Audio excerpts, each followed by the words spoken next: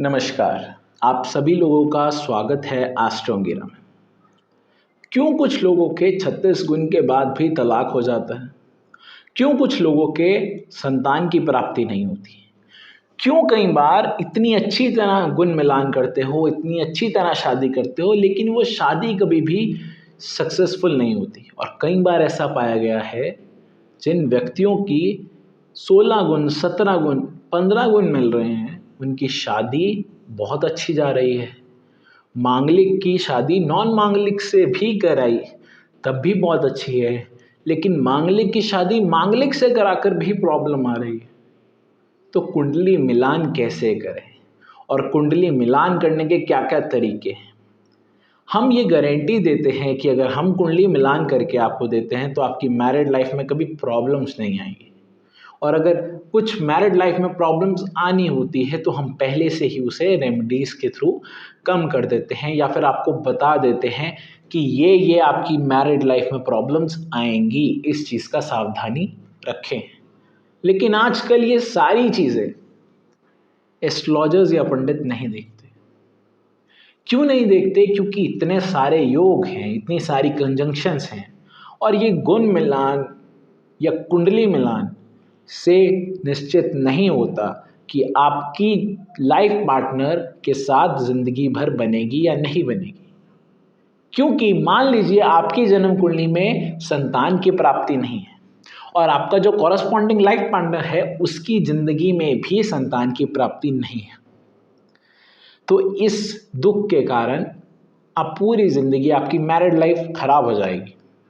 Second चीज़ ये है कि मान लीजिए एक व्यक्ति की जीवन में लिखा गया है कि इस व्यक्ति के तलाक योग है या डबल मैरिज का योग है, और आप शादी कर लेते हो उस व्यक्ति से, तो उसकी कुंडली में ही लिखा था कि उसका तलाक होना है, तो उसका तलाक होगा।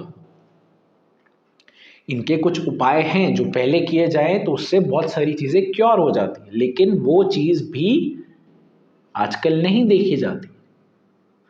साथ ही साथ कुछ योग हैं, जैसे सूर्य बुध शुक्र का योग है। अगर सूर्य बुध शुक्र के योग में आप सूर्य बुध शुक्र वाले व्यक्ति से शादी कर रहे हो तो उसका जो भी कॉरस्पॉन्डिंग लाइफ पार्टनर आ रहा है, मेल या फीमेल, उसका कंफर्म है कि अगर फर्स्ट फीमेल चाइल्ड पैदा होता है तो उस व्यक्ति के जो कॉरस्पॉन्डिंग लाइफ पार्टनर होता है उसका लव अफेयर कहीं ना कहीं बार स्टार्ट हो चुका है या फिर होने वाला है, जिसके कारण उसके बच्चे और जिस व्यक्ति की जन्म कुंडली में सूर्य बुध शुक्र का योग है उस व्यक्ति की जिंदगी बर्बाद होने वाली है।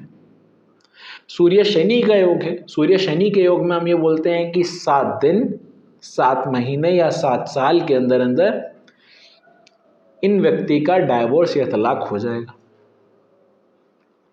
अब इसमें भी कुछ कंडीशंस हैं कि ये जो कंडीशन है ये कितनी % एप्लीकेबल है डिग्री वाइज। अगर डिग्री वाइज फुली एप्लीकेबल है तो ये चीज़ होगी, और इसका उपाय के द्वारा आप क्योर कर सकते हो, अदरवाइज ये चीज़ की प्रॉब्लम आपकी ज़िंदगी में आने वाली है। और अगर ये चीज़ नहीं देखी, कुंडली मिलान कर दी, तो प्रॉब्लम। एक मेरी क्लाइंट है, उनकी अभी हाल ही में मैंने कुंडली प्रेडिक्ट करी, तो मैंने कहा कि आपके हस्बैंड तो नहीं होंगे, तो उन्होंने कहा हाँ मेरे हस्बैंड की डेथ हो चुकी है। तो मैंने कहा कि आपकी डबल मैरिज का योग है, तो उन्होंने कहा हाँ कि मेरी दूसरी शादी भी हुई। मैंने कहा तो आपके वो वाले हस्बैंड भी नहीं बचे, तो उन्होंने कहा हाँ मेरे वो वाले हस्बैंड भी नहीं बचे।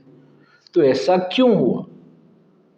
हमारी ग्रंथों में एक चीज़ लिखी जाती है, विष कन्या योग।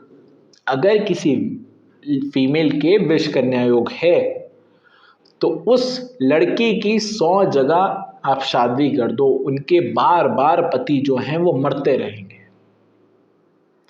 जैसे ही बच्चा हुआ पति मर जाएगा, जैसे ही बच्चा हुआ पति मर जाएगा। ऐसा क्यों होता है? इसका कारण सिर्फ ये है कि उस जो औरत है उसकी कुंडली में ये योग है, विष कन्या योग, जिसमें लिखा ही ये जाता है कि इसकी जितनी बार शादी हो जाए, इनका जो हस्बैंड है वो बार बार मरता रहे। ऐसे ही मंगल शनि का योग है। मंगल शनि के योग में ऐसा व्यक्ति पैसों के लिए कई बार अपनी वाइफ के साथ रिश्ते नाते तोड़ देता है। या कई बार मंगल शनि वाले व्यक्ति की शादी ही नहीं होती, और हो जाती है तो डाइवोर्स हो जाता है, या मैरिड लाइफ अच्छी नहीं चलती। तो ये बहुत सारे ऐसे योग हैं जिसके कारण मैरिड लाइफ में प्रॉब्लम्स आती ही आती है, और कुंडली अगर आप ऐसे व्यक्ति की मैच कर देते हो तो उसमें भी प्रॉब्लम्स आएंगी ही आएंगी। तो कुंडली कैसे मैच करें, और गुण से, जो व्यक्ति गुण से मैच करते हैं कि 36 गुण है, आपकी शादी तो बहुत अच्छी जाएगी, 32 गुण है, आपकी शादी तो बहुत अच्छी जाएगी, ऐसा कभी भी नहीं होता। गुण कुंडली मतलब जो एक सॉफ्टवेयर है, आपने एक मेल का डिटेल्स डाल दी, फीमेल्स का डिटेल डाल दी, एक सॉफ्टवेयर कभी भी कुंडली मिलान नहीं कर सकता। एक कॉमन इंसान कभी भी कुंडली मिलान नहीं कर सकता। जिस व्यक्ति को प्रॉपर नॉलेज है, किसी अच्छे व्यक्ति से, एस्ट्रोलॉजर से, स्पेशली जिसे अच्छा खासा ज्ञान है, उससे ही जिंदगी में कुंडली मिलान कराएं। क्योंकि ये 5-10 रुपए की टेंशन मत लें। कुंडली मिलान अगर अच्छी तरह हुआ है तो जिंदगी में करोड़ों अरबों कमा लोगे। लेकिन ये 5-10 रुपए बचाने के चक्कर में, या किसी सड़क किनारे बैठे हुए पंडित के पास जाकर 2 कुंडलियां मिला दी और उसने बोला हाँ, और ज़िंदगी भर इधर उधर पैसे ही लगते रहेंगे और ज़िंदगी भर प्रॉब्लम्स ही आती रहेंगी। तो ज़िंदगी में कभी भी कुंडली मिलान गलत तरीके या किसी गलत व्यक्ति से मत करें।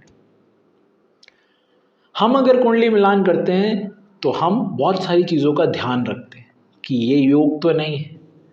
गुण कई बार हम मैटर भी नहीं करते, 18 भी नहीं मिलते। अभी मेरे इतने सारे क्लाइंट्स हैं जिनके 18 गुण भी नहीं मिलते, किसी के 12.5 मिलते हैं, किसी के 16.5 मिलते हैं, किसी के 15.5 मिलते हैं, लेकिन उनकी मैरिड लाइफ जो है वो बहुत अच्छी चल रही है।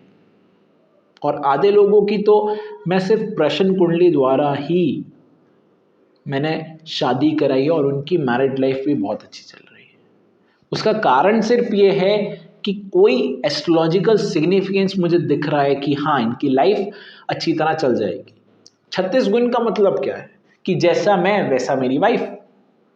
मान लीजिए मैं चोर हूं तो मेरी वाइफ भी चोर होगी। मान लीजिए मैं गुस्सैल हूं तो मेरी वाइफ भी गुस्सैल होगी। मैं अगर वाइफ की ईंट मारता हूं तो मेरी वाइफ मुझे पत्थर मारेगी। तो क्या लाइफ मतलब मैरिड लाइफ चल सकती है? कभी भी नहीं। तो 36 गुण का मतलब तो ये हुआ।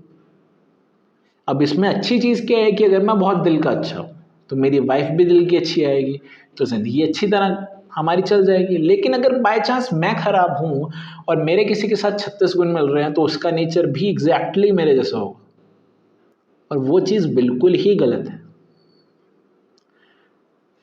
लाइफ में ये 36 गुण में है, इसमें क्या होता है कि हमारी कंपैटिबिलिटी चेक होती है कि मेरी उस नक्षत्र के साथ कितने % बनती है, मेरे नक्षत्र की मेरे वाइफ के नक्षत्र के साथ कितना % बनती है। अब इसमें बहुत सारी चीज़ें होती है, जैसे जलचर होता है कि हमारे एनिमल्स मैच करते हैं कि उसका एनिमल कौन सा है, मेरा एनिमल कौन सा है, कि उनके बीच में कोई शत्रुता तो नहीं।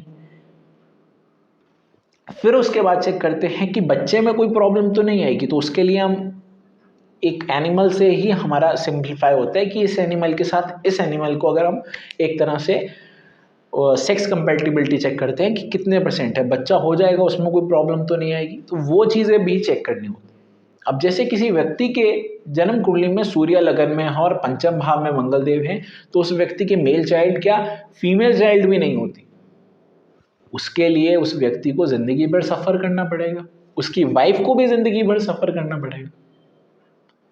तो ये कुछ कुछ छोटे छोटे पॉइंट्स हैं और बहुत ही गूढ़ रहस्य हैं इन पॉइंट्स के अंदर, जिसके कारण मैरिड लाइफ बिल्कुल ही वर्स्ट हो जाती है।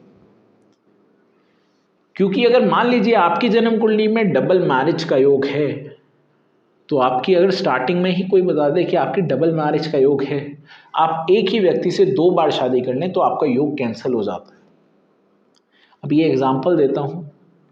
गुरदास मान जी की कुंडली में 4 शादियों का योग था और उनकी 4 शादियां एक ही अपनी पत्नी से हुई है।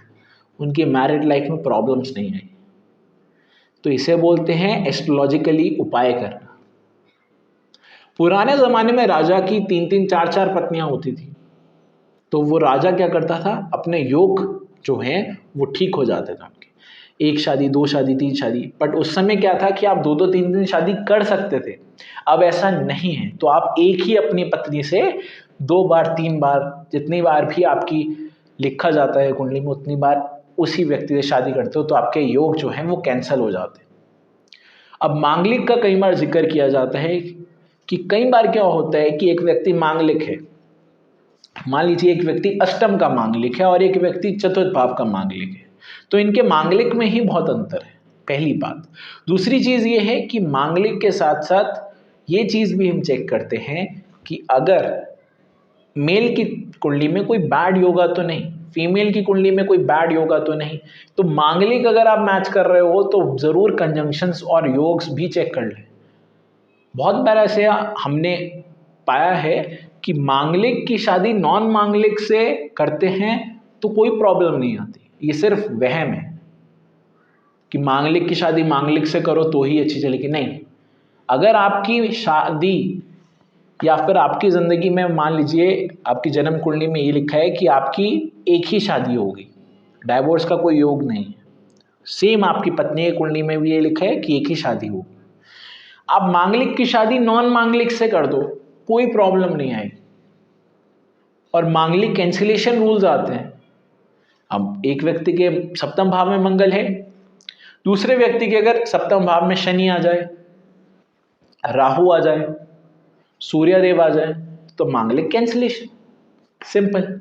अब लोग वो भी नहीं चेक करते, मांगलिक को और मांगलिक के चक्कर में कोई एक बुरी कुंडली दूसरी बुरी कुंडली के साथ मिला देते हैं, और जिसके कारण मैरिड लाइफ में प्रॉब्लम्स आती हैं। तो आज हम इन चुनिंदा कुछ कंजंक्शंस के बारे में बात करने जा रहे हैं। ये वीडियो थोड़ी सी लंबी होगी क्योंकि इसमें 2-4 योग्स के बारे में हम पढ़ेंगे जो मेजर आपको चेक करने ही करने हैं कुंडली में, और कुंडली मिलान कैसे करें, सिंपल से, क्योंकि सॉफ्टवेयर कुंडली मिलान नहीं कर सकता, आपको खुद को कुंडली मिलान ही करनी है। सॉफ्टवेयर में क्या करते हैं, मेष राशि और वृश्चिक राशि का मिलान नहीं करते, वृषभ राशि और तुला राशि का मिलान नहीं करते। मिलान का मतलब है कि मैत्री में 0 नंबर देते हैं। वो क्यों देते हैं, वो ये मानते हैं कि मेष का भी स्वामी मंगल, वृश्चिक का भी स्वामी मंगल, लेकिन वो मिलान नहीं करते। दोनों के सिग्निफिकेटर तो मार्स ही हैं, तो मैत्री तो होनी चाहिए, लेकिन नहीं करते। तो एस्ट्रोलॉजिकल सॉफ्टवेयर्स में ये प्रॉब्लम्स हैं, और ऐसी पता नहीं कितनी प्रॉब्लम्स हैं एस्ट्रोलॉजिकल सॉफ्टवेयर में, लेकिन आजकल लोग एस्ट्रोलॉजिकल सॉफ्टवेयर्स में अपनी डिटेल्स डालते हैं और शादी कर लेते हैं, और उसके बाद प्रॉब्लम्स आती है। मैक्सिमम मेरे पास कुंडली ये है जिनकी कुंडली गलत मैच की गई है, या फिर कुंडली जानबूझ के मैच की गई है, कि मान लीजिए किसी एक को पसंद थी तो हाँ जी अच्छा ठीक है जी मिल गई, इस कारण सिर्फ कुंडली मैच कर देते हैं और उसके बाद जिंदगी भर प्रॉब्लम्स आती है। तो अब हम बात करते हैं कुछ मेजर कंजंक्शंस की। अपनी कुंडली मिलान करवाए एस्ट्रोलॉजर रुद्राक्ष अंगिरा द्वारा अब सिर्फ 1100 रुपये में। पहले ही जान ले आपकी शादी कैसी रहेगी, किसके साथ कुंडली मिलान सर्वोत्तम रहेगा और क्या रेमेडीज करे, सब चीज के जवाब जाने अभी। तो सबसे पहला जो योग होता है वो है सूर्य, बुध और शुक्र का।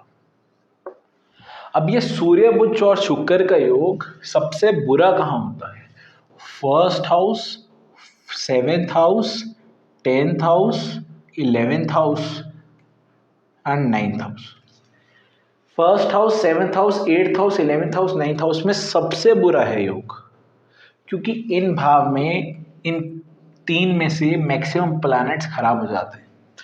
1st हाउस में बुध और शुक्र खराब हो जाते हैं, 7th हाउस में सूर्य देव खराब हो जाते हैं, 10th हाउस में सूर्य देव और बुध देव दोनों खराब हो जाते हैं, 11th हाउस में ये तीनों ही खराब हो जाते हैं, 9th हाउस में बुध देव और शुक्र देव खराब हो जाते हैं।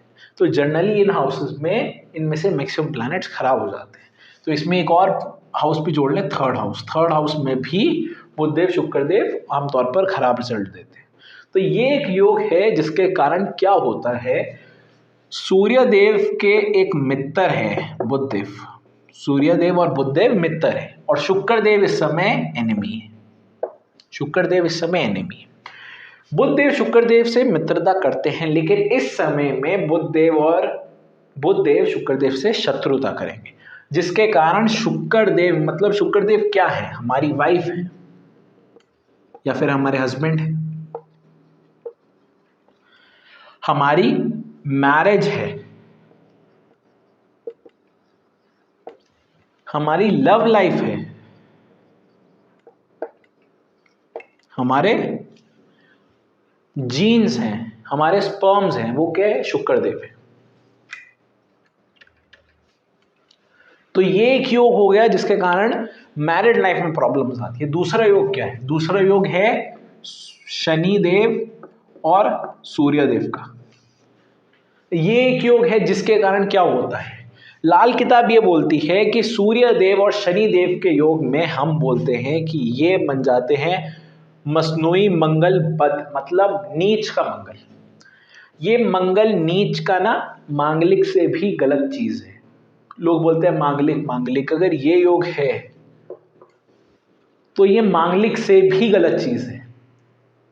ये चीज है तो ये बहुत ज्यादा आपकी मैरिड लाइफ में प्रॉब्लम्स करेगी, क्योंकि इस समय में शुक्र देव हैं वो अगेन खराब हो जाते हैं, जिसके कारण इन सारी चीजों में प्रॉब्लम्स आती है। और इसमें एक और चीज में प्रॉब्लम आती है, वो है मनी, पैसे में प्रॉब्लम्स आने लग जाती है।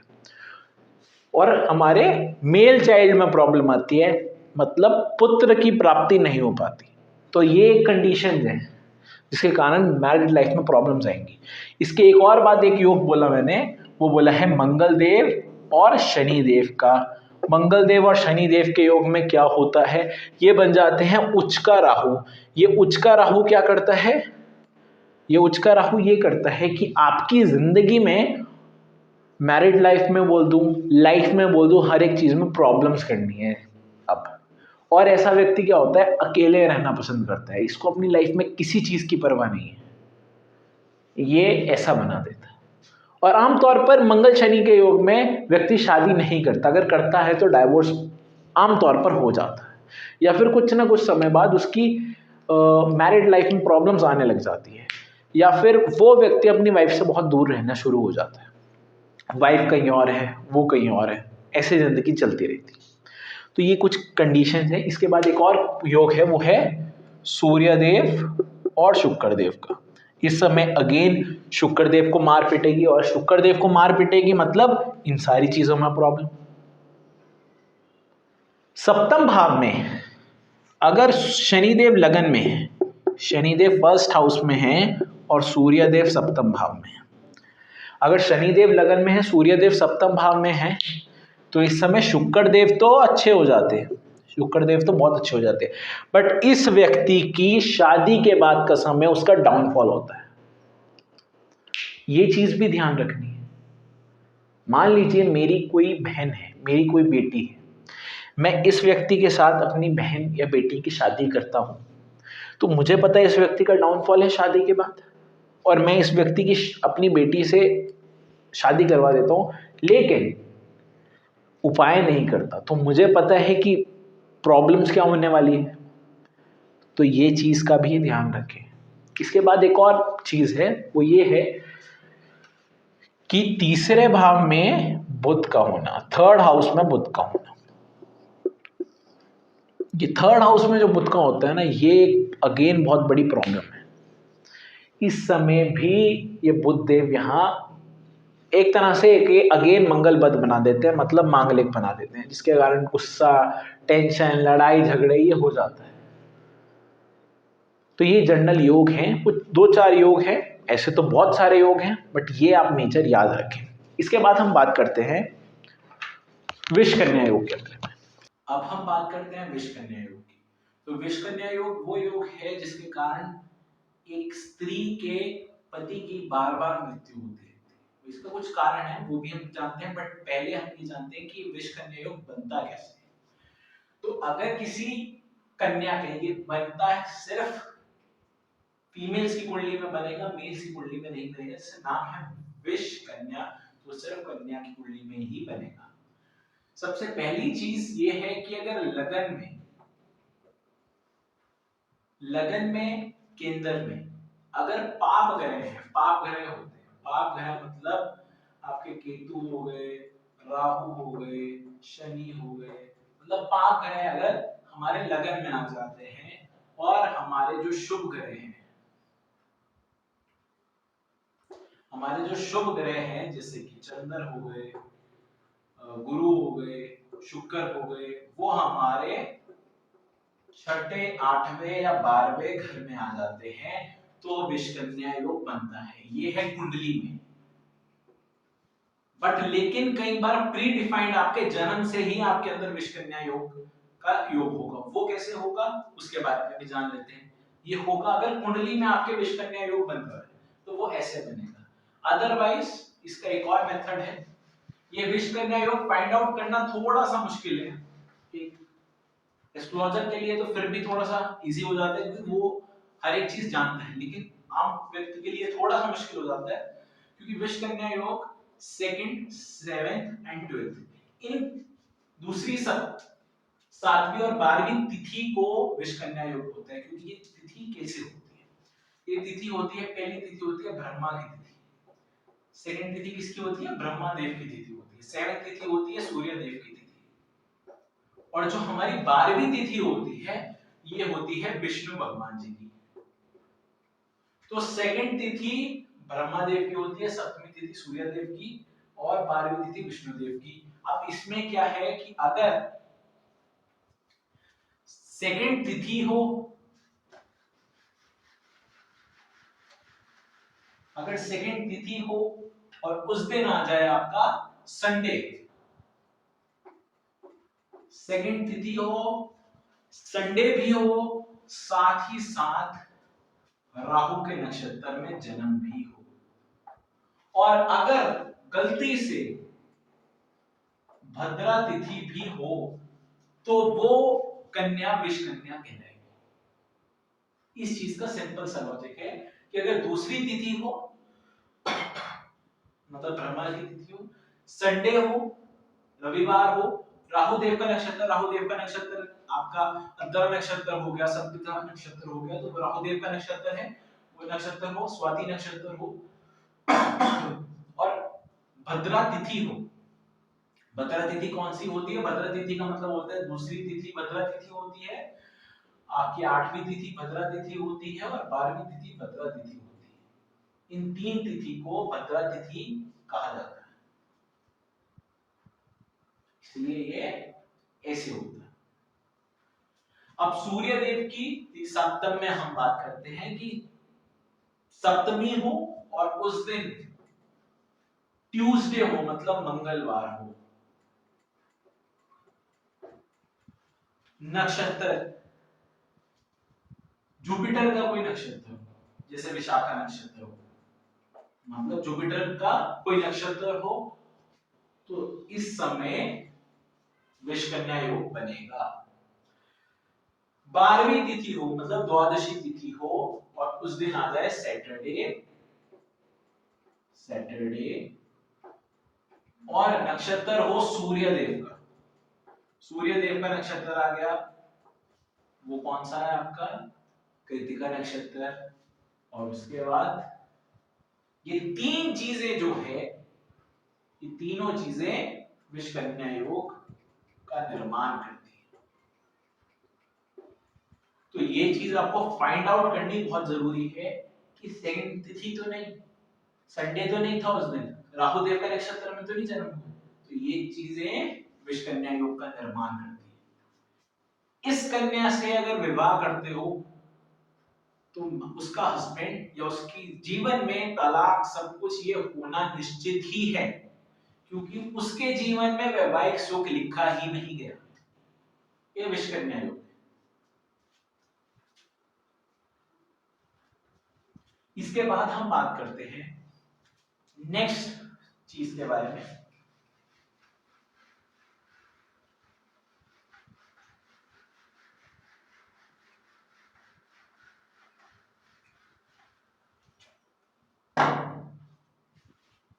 वो ये है कि आपका नक्षत्र कौन सा है। अगर आप केतु देव के नक्षत्र में पैदा हो रहे हो, अगर आप केतु देव के नक्षत्र में पैदा हो रहे हो, अश्विनी नक्षत्र में पैदा हो रहे हो,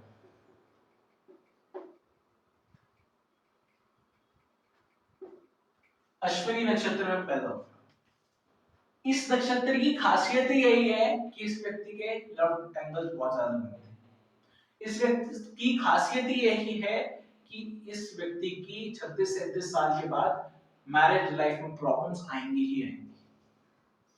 क्या करोगे अब? तो ये चीज का पहले से पता होना चाहिए कि इस समय में आपके साथ ये चीज का सावधानी रखें, इन चीज के पहले से ही उपाय हो, ये चीज पहले से ही क्योर हो, तो वो आगे जाके लाइफ में प्रॉब्लम्स नहीं करेंगी। अब केतु देव का नक्षत्र अश्विनी हो, अश्लेषा हो, सॉरी अश्विनी है, मगा है, मूल है, ये तीनों नक्षत्र क्या होते हैं? अश्विनी नक्षत्र, मगा नक्षत्र, आपका मूल नक्षत्र, ये तीन नक्षत्र हो। इसके साथ ही साथ अश्लेषा नक्षत्र, वो बुध का नक्षत्र है। ये तीन नक्षत्र केतु देव के और अश्लेषा नक्षत्र, ये इन नक्षत्र में कहा जाता है कि मैरिज लाइफ में प्रॉब्लम्स आएंगे। मेजरली मूल नक्षत्र को आप स्किप कर सकते हो, क्योंकि मूल नक्षत्र में बहुत बार ऐसा पाया गया है कि उतनी ज्यादा मैरिज लाइफ में डिस्टर्बेंस नहीं आती कि आपके लाइफ पार्टनर या फिर मैरिज लाइफ में बहुत ज्यादा प्रॉब्लम्स आ रही है, लेकिन अश्विनी, मगा और अश्लेषा नक्षत्र में बहुत ज्यादा प्रॉब्लम्स आती ही आती है। तो इन नक्षत्र की रेमेडीज भी हो जानी चाहिए शादी से पहले पहले।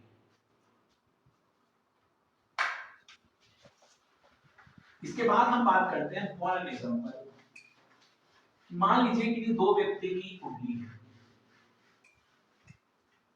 कि दो व्यक्ति की कुंडली है।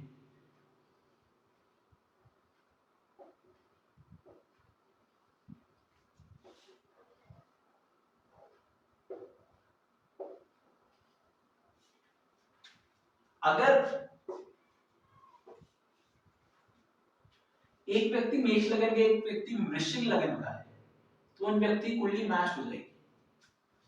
अगर उनकी राशि भी सेम है तो भी उनकी कुंडली मैच हो जाएगी, लेकिन नेचर में कुछ ना कुछ अंतर होगा। इसके बाद क्या है चीज कि अगर नेचर में फर्क आ रहा है तो उनके बहुत सारी चीजों में भी फर्क आएगा, लेकिन इन दोनों के स्वामी मंगलदेव हैं, तो इनकी जो मैत्री होती है उसमें 5 नंबर मिलते हैं, लेकिन वो एस्ट्रोलॉजिकल सॉफ्टवेयर में नहीं मिलेंगे आपको, पहली कंडीशन। दूसरी चीज क्या है, आजकल लोग नाड़ी को बहुत मानते हैं, नाड़ी का बहुत ज्यादा सिग्निफिकेंस लेते हैं कि नाड़ी अगर नहीं मिली तो बच्चा नहीं होता, नाड़ी तो बहुत जरूरी है। नाड़ी जो होती है वो सिर्फ ब्राह्मण के यहाँ मिलाई जाती है। अगर आप ब्राह्मण नहीं हो तो नाड़ी का कोई भी सिग्निफिकेंस आपकी जिंदगी में नहीं है। तो ये जो 8 नंबर है 36 में से, जो आपके 8 नंबर हैं, ये आपके हाथ में है। अगर आप ब्राह्मण नहीं हो तो 8 नंबर तो हर एक के साथ मिला ही लेना, उसकी कभी टेंशन ही मत लेना। दूसरी चीज क्या होती है, अगर मैत्री ऐसी है तो मैत्री के 5 नंबर आप और जोड़ लो, आप स्टार्टिंग ही 13 से करोगे। इसके बाद जो होते हैं, जो गण के हमारे नंबर होते हैं 6 अंक, वो भी आपके हाथ में ही है। अगर कोई देवता है और कोई राक्षस है तो उससे कोई सिग्निफिकेंस नहीं है। क्या देवता और राक्षस की शादी नहीं हो सकती? हो सकती है। ये सारे के सारे जो गुण की थ्योरी है ये मैं नहीं मानता, और इस थ्योरी के कारण ही मैक्सिमम लोगों की मैरिड लाइफ में प्रॉब्लम इन्हीं गुण थ्योरी के कारण आ रही है, क्योंकि आधा सॉफ्टवेयर ने काम खराब करा और आधा ये गुण थ्योरी, जो 36 गुण मिल गए, 32 गुण मिल गए, इसके कारण लाइफ में प्रॉब्लम्स आ जाती है। अब मैंने बोला कि ये एक व्यक्ति की जन्म कुंडली है, हमने ये मैत्री के कारण मैंने ये चीज बोली थी। अब मांगलिक के ऊपर हम 2 मिनट बात करते हैं। अब मान लीजिए किसी व्यक्ति का मंगल यहाँ है और किसी व्यक्ति का मंगल यहाँ है, तो एस्ट्रोलॉजर्स क्या करते हैं कि जी ये मेल तो मांगलिक है, मेल तो मांगलिक है, लेकिन फीमेल जो है वो मांगलिक नहीं है, तो शादी नहीं हो पाएगी, क्योंकि एक मांगलिक है एक मांगलिक नहीं। लेकिन अब बोलो, अब शादी हो जाएगी क्योंकि मांगलिक कैंसिल हो गया। अगर मंगल यहाँ है और फीमेल के मंगल यहाँ है, ये सेम आप चेंज भी कर सकते हो, फीमेल के मंगल यहाँ है, मेल के शनि यहाँ है तब भी शादी हो सकती है। ये मांगलिक कैंसिलेशन के रूल्स हैं। मांगलिक फर्स्ट कैंसिलेशन का रूल क्या है कि मंगल यहाँ है और कोई क्रूर ग्रह यहाँ है, शनि मान लो, सूर्य देव मान लो आप, राहु देव मान लो आप, केतु देव मान लो आप, ये आ जाए तो मांगलिक कैंसिलेशन है। फर्स्ट, ये सिर्फ फर्स्ट पॉइंट है मांगलिक कैंसिलेशन का। दूसरा पॉइंट क्या है, अगर मंगल देव 0 to 3 डिग्रीज के बीच में है, उसके मंगल में जान नहीं मतलब मांगलिक अगेन कैंसिल। सेकंड पॉइंट, ये था सेकंड पॉइंट। थर्ड पॉइंट क्या होता है, थर्ड पॉइंट ये है कि मान लीजिए सूर्य देव साथी हैं मंगल देव के और मंगल देव जो है वो अस्त हैं, अगेन सूर्य देव मतलब मंगल कैंसिलेशन, मांगलिक योग कैंसिलेशन, क्योंकि सूर्य मंगल देव अस्त हो चुके हैं, मंगल देव अस्त हो चुके हैं, मांगलिक कैंसिलेशन। मंगल में डिग्री नहीं है, मांगलिक कैंसिलेशन। अगर मंगल पर गुरु की दृष्टि पड़ जाए, मांगलिक कैंसिलेशन। इतने सारे मांगलिक कैंसिलेशन रूल्स हैं। और अगर दूसरे की व्यक्ति के क्रूर ग्रह उसी घर में बैठ जाए, मतलब ये मान लीजिए फॉर एग्जांपल लगन में है तो लगन में आ जाए, अगर उसके 4th हाउस में है तो इनके 4th हाउस में आकर विराजमान हो जाए, इनके 7th हाउस में है तो 7th हाउस में विराजमान हो जाए, इनके 8th में है तो 8th में विराजमान हो जाए, इनके 12th में है तो इनके 12th में आके विराजमान हो जाए। मतलब सिंपल सा रूल ये है कि अगर मेल के या फीमेल के जिस भी घर में मंगल है उसके कॉरेस्पॉन्डिंग लाइफ पार्टनर के उसी घर के अंदर कोई क्रूर ग्रह आकर विराजमान हो जाए तो मांगलिक कैंसिलेशन हो जाता है। सेकंड पॉइंट ये है कि अगर मंगल के अंदर पावर ही नहीं तो मांगलिक अगेन कैंसिलेशन हो जाता है। मंगल अगर सूर्य देव के साथ हैं, अस्त हो जाते हैं तो मांगलिक कैंसिलेशन हो जाता है। इसका चेक करने का सबसे इजीएस्ट मेथड ये होता है कि मंगल देव और सूर्य देव डिग्री में पास हैं या नहीं है। उसका मेथड ये चेक करें कि अगर सूर्य देव से मंगल देव नवमाश में कितनी दूर गए। अगर सूर्य देव और मंगल देव नवमाश में लगन में ही, मतलब जिस घर में थे, ये दोनों एक ही घर में आते हैं, सूर्य देव और मंगल देव नवमाश में एक ही घर में आते हैं, तो ये समझ लें कि वो जो व्यक्ति है उसका मांगलिक कैंसिलेशन 101% हो चुका है। सिंपल सा बोले आपको, अगर सूर्य और मंगल देव चेक करने हैं कि अस्त है, तो वो आप ऐसे चेक करोगे कि आप नवमाश कुंडली में जाकर चेक करें कि सूर्य देव और मंगल देव नवमाश में भी साथ हैं कि नहीं है। अगर सूर्य देव और मंगल देव लगन में साथ हैं और बहुत ही कम डिग्री पर हैं तो वो नवमाश में भी साथ ही रहेंगे, या फिर ज्यादा से ज्यादा मंगल देव एक घर आगे जा सकते हैं। अगर एक घर आगे गए तो भी आप मांगलिक कैंसिलेशन ही समझें। तो ये कुछ मांगलिक कैंसिलेशंस के रूल थे, ये भी लोग चेक नहीं करते आज। इसके बाद हम बात करते हैं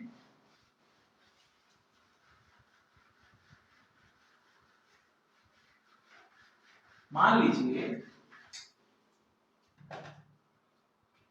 जो मैंने योग बताया, जो मैंने आपको खराब योग बताए, मान लीजिए किसी व्यक्ति के सूर्य देव और शनि देव का योग है और शुक्र देव और बुध देव भी साथ ही है, ये मेजर एक्सट्रीम वो है कि ये कंडीशन में भी मैरिज लाइफ अच्छी नहीं रहती। और यही सेम कंडीशन आपके कॉरेस्पॉन्डिंग लाइफ पार्टनर पर भी आ रही है, उनकी जन्म कुंडली में भी उसी भाव में, मतलब बुरे प्लैनेट्स बैठे हैं, मान लीजिए सूर्य बुध शुक्र, तो इस अवधि में आप मैच कर सकते हो, क्योंकि ये चीज और ये चीज आपस में कैंसिल हो जाएगी जाकर। इसलिए हम बोलते हैं कुंडली मिलान करने का मतलब होता है एक की कुंडली पर दूसरी कुंडली रखकर चेक करते हैं कि किसके कौन से ग्रह खराब आ रहे हैं, क्योंकि इसके बाद क्या होता है कि मेल की कुंडली और फीमेल की कुंडली आपस में जाकर जुड़ जाएगी और दोनों का फल मिलेगा। मेल का असर फीमेल पर भी आता है, फीमेल का असर मेल पर भी आता है, इसलिए कुंडली बहुत अच्छी तरह मैच करानी जरूरी है। आशा करता हूं आपको आज का टॉपिक अच्छा लगा होगा और समझ अच्छी तरह आया होगा। अगर आप चाहते हैं कि आपकी जन्म कुंडली का फैसला मैं लूं तो आप संपर्क कर सकते हैं, या फिर आप प्लीज किसी अच्छे एस्ट्रोलॉजर पर जाकर चेक करें, क्योंकि मेरे 90% क्लाइंट्स सिर्फ इसी सेम चीज से दुखी हैं और वो मुझे शादी के मतलब उनके डाइवोर्स के बाद मुझे कॉल करते हैं या मुझे बाद वो संपर्क कर पाए, ये चीज मैं अपने आप में कहीं ना कहीं रिग्रेट करता हूँ कि कुछ समय पहले अगर वो मुझे फोन करते या मुझसे कांटेक्ट कर लेते तो शायद कुछ उपाय के कारण उनकी आपस में वो सेपरेट ना होते। इस चीज के लिए कई बार दिल से दुख होता है, इसलिए आप प्लीज बहुत अच्छी तरह कुंडली का मिलान करें। आशा करता हूँ आपको आज का टॉपिक अच्छा लगा होगा। मिलते हैं किसी नई वीडियो में किसी नए टॉपिक के साथ, तब तक के लिए धन्यवाद।